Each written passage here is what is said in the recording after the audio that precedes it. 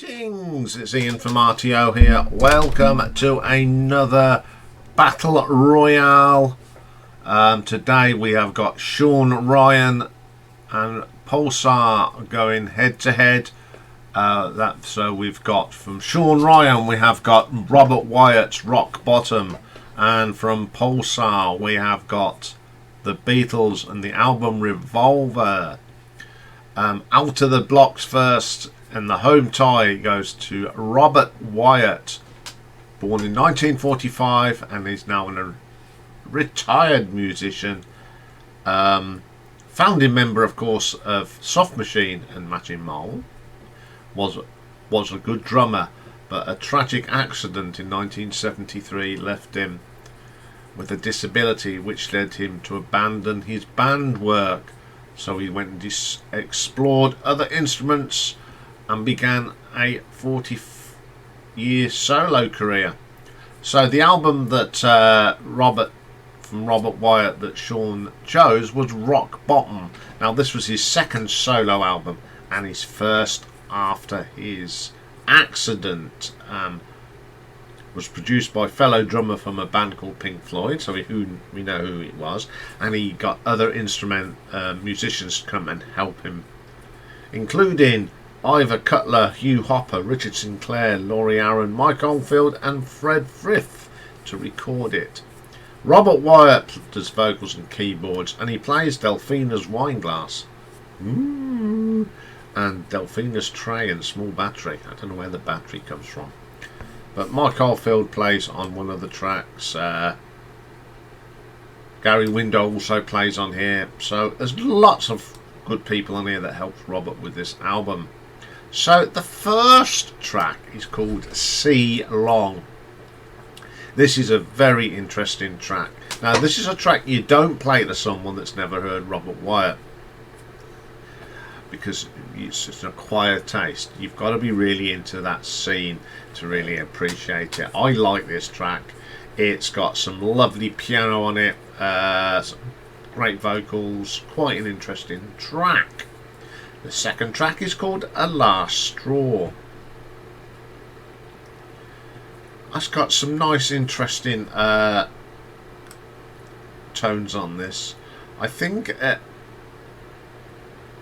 the bass from Hugh Hopper on this is interesting, and you got this eerie keyboard from Robert himself. But the thing that really adds to this is Laurie Allen on the drums. Now the cymbal, the way he hits the cymbals, he hits them at a precise moment. Very, very good, and I think this is one of the highlights of the album. Then we have a little track called Little Red Riding Hood, Hit the Road. Very progressive. This has got lots of horns. It's a cross between Salisbury and Atom Heart Mother. That's one way of describing it. I like the progressive music on this. The horns do sound great. Really strong track again. Then up next is a track called Alifib. Atmospheric experimental tones and sounds that Robert was into. Very, very good. You know, for 1973 there was something different, bit groundbreaking. Very, very good track. Up next is Alifie, which sort of carries on from Alifib. This is a little bit more rocky. You've got to listen to this very carefully. It's got a weird vocal on this, and it really adds the atmosphere to it. And then the last track is Little Red Robin Hood Hit the Road. Very similar to Little Red Riding Hood, but this is the bit that's got the guitar work from Mike Oldfield on it. Very distinctive sound of Mike Oldfield. The drumming again is very, very good on here from Laurie Allen. It's a really strong track. Now Robert Wyatt is a very accomplished musician, very talented person he was. You know, was a major player in that Canterbury scene in its early days. It's such a shame that what happened to him. You know, because he was a good drummer. But as a solo artist, he kept fighting and developing sounds, and he had a very, very good solo career. This is a very good album, and I recommend you go and listen to it. We haven't done a Robert Wyatt solo or Soft Machine, but we will be doing something in the near future. So go, if you like this album, go and vote for it, or if you've never heard it, please go and listen to it. Listen to the short. It is in the shorts library, and it'll appear at the bottom of the description. So let's move on to Pulsar's entry from the Beatles, a band that doesn't need no introduction. Now, this album, Revolver, was released on the 5th of August 1966, and it opens up with Taxman. Very progressive start. Yes, very progressive start. It's that jump up, and then the pulse bass is pretty good on this. It's a good track. Up next was Eleanor Rigby. Great story. The arrangement and the strings are great, and I love that line, wearing a face that she keeps in a jar by the door. Yeah. Up next, I'm Only Sleeping. This is the new sort of sound and the new direction the Beatles were going in. I love this vocal from John. It's very, very good. Then we get Love You Too.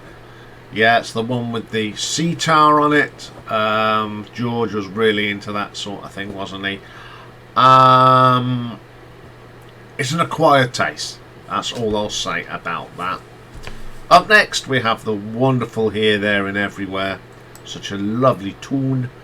I love the gentleness of this myself. Some nice little acoustic guitar bits on there. Very, very good track.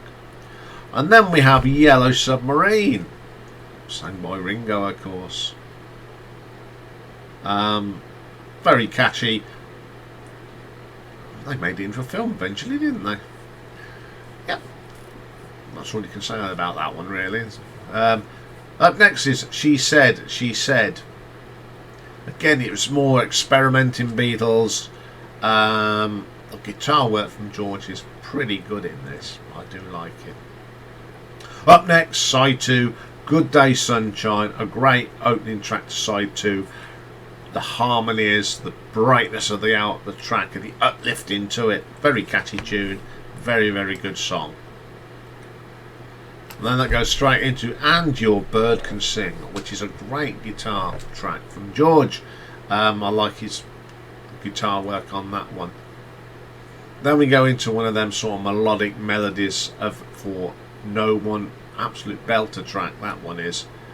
Then we have another really experimental sort of track. Some of the experimental guitar work from George and John on this was incredible. It's Dr. Robert, the phasing guitar on this. Then we have I Want to Tell You. The piano is great. It's a little bit off key from everything else, which makes it interesting but adds to the track. Then we get Got to Get You Into My Life. It's the oddball on the album. It's a good track, but it is the oddball for me. And then we get the majestic Tomorrow Never Knows, another experimental track, one of the first sort of psychedelic tracks people may have heard. It's mystique, it's mysterious, it's a good track. Phil Collins did a version of this, of course. An album that sort of changed the way the Beatles recorded. They were moving away from the simple pop songs and going into more deeper music.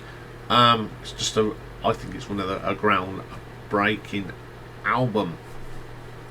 So we've got two really good albums here today. It's going to be a tough one. This may be one of the toughest ones yet.